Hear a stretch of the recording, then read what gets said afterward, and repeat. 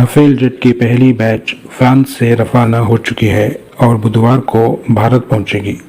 जुलाई 19 को इन जेट को औपचारिक रूप से आईएफ के अंबाला एयरफोर्स स्टेशन में इंडक्ट किया जाएगा। कुल 7,000 किलोमीटर दूरी को पार कर फ्रांस के यूएई के एयरबेस में रुकेगी और फिर भारत पहुंचेगी। आप सबको मालूम ही है कि भारत सरकार ने 36 राफेल जेट को 59,000 करोड़ इंटर गवर्नमेंटल डील के तहत खरीदा है। पायलट्स और इंजीनियर्स को मिलाकर कुल 12 क्रू मेंबर्स इस राफेल जेट के रख रखाव के लिए ट्रेंड है। फ्रांस ने कहा है कि कुछ 5 राफेल जेट को ट्रेनिंग पर्पस के लिए फ्रांस में ही रोका जाएगा, लेकिन सभी डिलीवरी को 2021 के अंत तक पूरा किया जाएगा। एलएसी में भारत और चाइना के बीच में स्टैंड ऑफ के बाद राफेल जेट का ठीक समय पर भारत को डिलीवरी हो जाना भारत के लिए एक अच्छी खबर है। राफेल जेट एक गेम चेंजर साबित हो सकता है। इंडिया में रहे सभी फाइटर जेट में राफेल जेट को बहुत ही मॉडर्न माना जा रहा है और इसमें कुछ बहुत ही महत्वपूर्ण इंडिया स्पेसिफिक अपडेट्स भी किए गए हैं।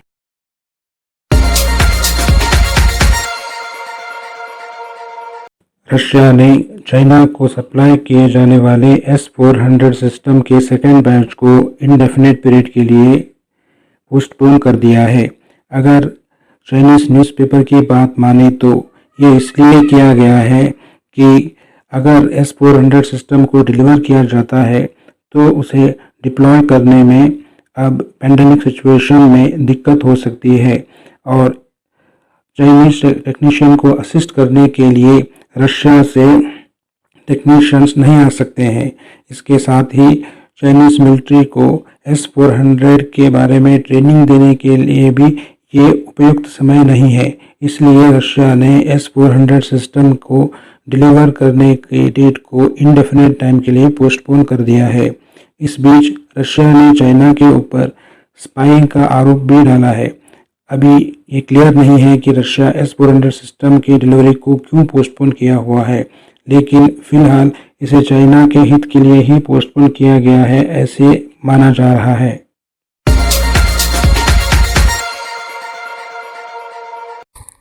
कुछ विश्वसनीय सूत्रों के अनुसार पबजी अब इंडिया में बैन हो सकती है।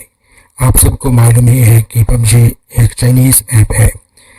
हाल ही में चाइना के साथ स्टैंड ऑफ के बाद भारत सरकार ने 59 चाइनीज ऐप्स को सिक्योरिटी थ्रेट कहकर बैन कर दिया था, लेकिन अब कुछ 255 और ऐप्स को जो चाइनीज ओरिजिन के हैं उन्हें बैन कर सकती है भारत सरकार और उनमें शामिल है मशहूर गेम पबजी और पबजी लाइट। उसके साथ ही रेसो नाम के एक और ऐप को भी भारत सरकार बैन कर सकती है। इसे भारत के नागरिकों की डेटा सिक्योरिटी को ध्यान में रखते हुए और चाइनीज़ की साइबर थ्रेट्स को ध्यान में रखते हुए भारत सरकार इन ऐप्स को बैन कर सकती है।